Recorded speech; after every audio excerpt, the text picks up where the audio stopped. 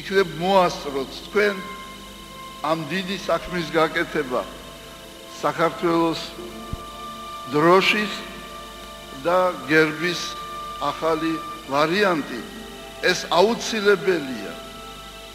მე მინდა ვთქვა რომ ჩვენი ტრადიციული დროშა იყო ჯვრით და ეს მე იმიტომ არ ვამბობ რომ მე ვარ საქართველოს კათოლიკოს პატრიარქი ასე რომ ჩვენ ნუ წარმოიდგენთ ასე რომ დროშა ეს რაღაც აი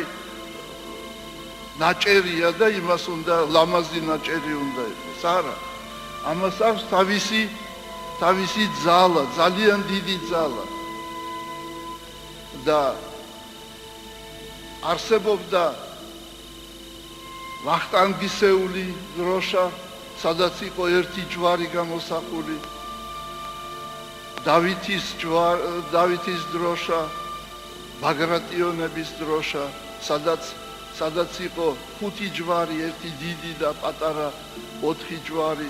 სხვათა შორის ბევრმა არ იცის რას ნიშნავს ეს 5 ჯვარი ეს არის 5 სამშჭვალი უფლისა იესო ქრისტესი ხელებზე ფეხებზე ორ-ორი და ერთი გვერდის აი იმიტომ ბაგრატიონებმა გამოსახეს ეს 5 ჯვარი ასე რომ მე გისურვებთ რომ თქვენ აღადგინოთ აი დღეს როცა აღიმართება საქართველოს დროშა სტრასბურგში მე ასევე მინდა თქვა რომ აი აქამდე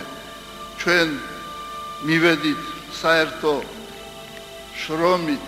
ჩვენი კულტურით ჩვენი დღევანდელი დღით და მე დასასრულს მინდა